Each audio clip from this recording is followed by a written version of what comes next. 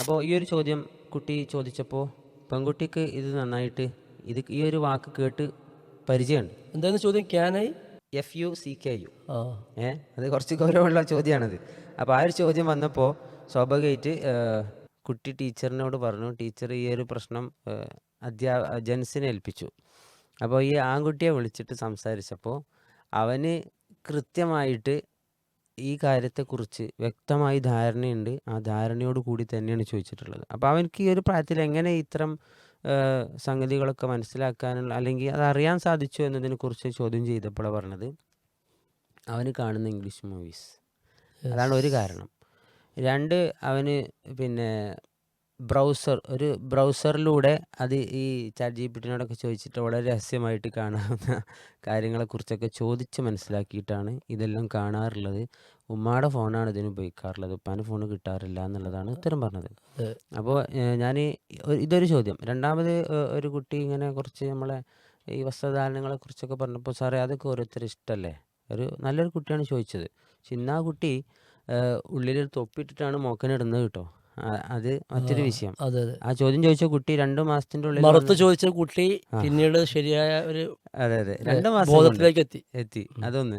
മൂന്നാമത് പിന്നെ ഒരു കുട്ടി, ആ കുട്ടി പറഞ്ഞത് പിന്നെ അവനക്ക് ഒരു പ്രണയമുണ്ട്. അവന് കണ്ടാൽ വളരെ ഡീസൻ്റാണ്. പക്ഷെ ഒരു പ്രണയത്തിലൂടെ അവന് പ്രണയിച്ച കുട്ടി എന്ന് പറഞ്ഞാൽ അങ്ങനെ ആരും പ്രത്യേകിച്ചൊരു അട്രാക്ഷനോ അതൊന്നും ഇല്ലാത്തൊരു കുട്ടീനാണ്. അപ്പോൾ അവന് ഈ കുട്ടീൻ്റെ അടുത്ത് വന്നിട്ട് ഇങ്ങനെ കുറച്ച് ടച്ചിങ്സും കാര്യങ്ങളൊക്കെ ആയിട്ടുള്ളൊരു സ്വഭാവം അങ്ങനെ കാണിക്കുമ്പോൾ കുട്ടികൾ പരാതി പറഞ്ഞു. അപ്പോൾ അവന് കുറച്ച് പേടിയുള്ള ആൾക്കാർ എപ്പോഴും ഉണ്ടാവുമല്ലോ ടീച്ചേഴ്സിൻ്റെ കൂട്ടത്തിൽ. ചോദ്യം ചെയ്തപ്പോൾ അവൻ പറഞ്ഞത് ഞാൻ നേരത്തെ ആ കുട്ടി ചോദിച്ചിട്ടൊരു കാര്യം അത് ചെയ്യാൻ വേണ്ടിയിട്ടാണ് അവന് പ്ലാൻ ചെയ്തത് എന്നാണ്. അപ്പോൾ ആ നിലക്കുള്ള ഒരു വളരെ വളരെയായ ഒരു മോശമായ അർത്ഥത്തിലേക്ക് സൂചിപ്പിക്കുന്ന കമൻ്റാണ് ആ മെസ്സേജിൽ. അല്ലേ? ഇതിപ്പോൾ ഈ ഒരു വിഷയം ഇപ്പോൾ പറയാൻ കാരണം എന്താ വെച്ചാൽ നമുക്കറിയാം ഇനി 2 ദിവസം കഴിഞ്ഞാൽ ഒരു 3-ാമത്തെ ദിവസം സ്കൂൾ അടക്കം. അപ്പോൾ കുട്ടികൾ സ്വാഭാവികമായിട്ട് മൊബൈൽ ഫോണിൽ വല്ലാതെ വേറൊരു പണിയില്ല. അപ്പോൾ വല്ലാതെ മൊബൈൽ ഫോണിലേക്ക് ഇറങ്ങാനും അതിൻ്റെ എല്ലാ തലങ്ങളിലേക്കും സാധ്യത കൂടുതലാണ്. മാത്രമല്ല അപ്പോൾ നമ്മൾ മനസ്സിലാക്കേണ്ട രക്ഷിതാക്കളൊക്കെ, നമ്മൾ സാധാരണ സ്കൂളിൽ ഒരു അധ്യാപകന് വ്യത്യസ്തമായ വീടുകളിൽ നിന്ന് വരുന്ന കുട്ടികളെ മാനേജ് ചെയ്യാൻ തന്നെ ഒരു പീരിയഡ് തന്നെ നമ്മൾ കഷ്ടപ്പെടുന്നുണ്ട്. ആ ഒരു സമയത്താണ് 24 മണിക്കൂർ നമ്മളെ കൂടെ നമ്മൾ 2 മാസത്തോളം കുട്ടികൾ കൂടെ വരുന്നത് വെക്കേഷൻ സമയത്ത്. അതെ. അപ്പോൾ നല്ലൊരു പ്ലാനിങ് ഇല്ലെങ്കിൽ തീർച്ചയായും ഈ ഒരു സമയത്ത് ഒന്നുകൂടി ആഡ് ചെയ്യാൻ പറയാനുള്ളത്, ശരിക്കേ ഇപ്പോൾ അൽഹംദുലില്ലാ നല്ലൊരു സംഗതി കണ്ടു. ഒരു സർക്കാരിൻ്റെ ഓർഡർ, ഈ സ്കൂൾ അടക്കുന്ന സമയത്ത് കുട്ടികൾക്കുള്ള പിന്നെ ആറാടനും കൊണ്ട് ആഘോഷിക്കാനുള്ളൊരു സാഹചര്യം ഒരിക്കലും ഒരുക്കി കൊടുക്കരുത് എന്നുള്ള ഒരു ഓർഡർ കണ്ടു. അപ്പോൾ എനിക്ക് ഓർമ്മ വന്നത് നമ്മുടെ പീസ് റേഡിയോ സ്പോട്ട് ലൈറ്റിലൂടെ സ്കൂൾ പിന്നെ ആഘോഷങ്ങളും സ്കൂൾ അടക്കുമ്പോഴുള്ള കുട്ടികളുടെ ഈ ഒരു ആറാട്ടിനെ സംബന്ധിച്ചൊക്കെ വളരെ വിശദമായിട്ടുള്ള ഒരു എപ്പിസോഡ് ചെയ്തിരുന്നു. വളരെ വിശദമായ എപ്പിസോഡ്. അപ്പോൾ ഈ ഓർഡർ കണ്ടപ്പോൾ എനിക്ക് ആ സ്പോട്ട് ലൈറ്റിലെ എപ്പിസോഡാണ് ഓർമ്മ. TK അഷ്റഫ് സാഹിബും അബ്ദുൽ ഹമീദ് സാറും ഒക്കെ പങ്കെടുത്തിട്ടുള്ള ഒരു എപ്പിസോഡാണ്. അപ്പോൾ ശക്തമായ കണിശമായ ഓർഡറും സർക്കാർ പുറത്തിറക്കിയിട്ടുണ്ട്. അപ്പോൾ അതൊക്കെ ഉണ്ടെങ്കിലും ഇനിയുള്ള 2 മാസക്കാലം ഈ മാതാപിതാക്കളുടെ അടുത്താണ് ഈ കുട്ടികളുള്ളത്. ശരിക്കും പിന്നെ വിചാരിച്ചാൽ കഴിയും അല്ലേ? ഉമ്മമാരുടെ ഫോൺ പിന്നെ ഒരു പ്രായം എത്തിയിട്ടല്ല, അതിന് മുമ്പേ മക്കൾക്ക് അമിതമായി കൊടുക്കുന്ന സംഗതി ഒരു നിയന്ത്രണത്തിന് വിധേയമാക്കിയാൽ തന്നെ കുറേയൊക്കെ ശരിയാവുമെന്ന് തോന്നുന്നു. ഉപ്പമാരുടെ ഫോൺ അങ്ങനെ എന്ത് ചെയ്യണില്ല, കിട്ടൂല. ആൺകുട്ടിയായാലും പെൺകുട്ടിയായാലും അങ്ങനെ കിട്ടണില്ല.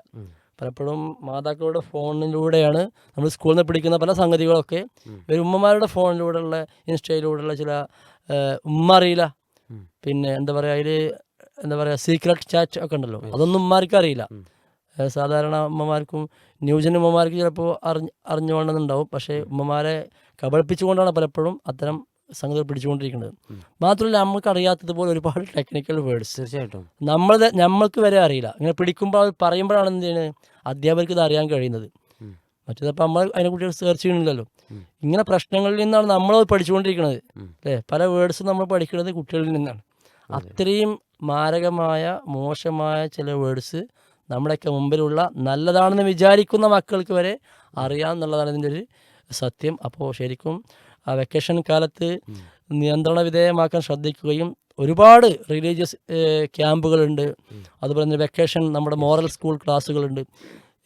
ഓരോ വ്യത്യസ്ത പ്രായത്തിലുള്ള high school, UP, LP, little flower പല പ്രായത്തിലുള്ള കുട്ടികൾക്കുമുള്ള ക്ലാസ്സുകളുണ്ട്. അതിലേക്കൊക്കെ മക്കളെ എത്തിക്കാൻ ശ്രമിച്ചാൽ ഒരു പരിധി വരെ അത് കൺട്രോൾ ചെയ്യാമെന്നാണ് മനസ്സിലാക്കുന്നത്. ശങ്കിച്ചിരുന്നിട്ട് കാര്യമില്ല. ഒരുപാട് അനുഭവങ്ങൾ കേൾക്കുമ്പോൾ ഇനിയിപ്പോൾ എന്താ കാട്ടുക, ആ കുട്ടികളെ പറഞ്ഞാൽ പ്രശ്നങ്ങൾ മാത്രം ആലോചിച്ച് നമ്മൾ തലമുണ്ടാക്കിയിട്ട് കാര്യമില്ല. മറിച്ച് ഈ പരിഹാരങ്ങൾ ഇപ്പോൾ പീസ് റേഡിയോയുടെ തണലിലായിരുന്നാലും സംഘടനാ തലത്തിലായിരുന്നാലും ഇത്തരം സൂചിപ്പിച്ചതുപോലെയുള്ള ഒരുപാട് ഓപ്ഷനുകൾ നമുക്കുണ്ട്. അത് തുടക്കത്തിലേ ഉപയോഗപ്പെടുത്തിയാൽ നന്നാവും. പിന്നെ ഫോണൊക്കെ ഒരു നിയന്ത്രണം വെച്ച് കൊടുക്കുക അല്ലേ, അതാണ് തീർച്ചയായും. ശ്രദ്ധിക്കേണ്ടത്. അതെ അതെ അതെ.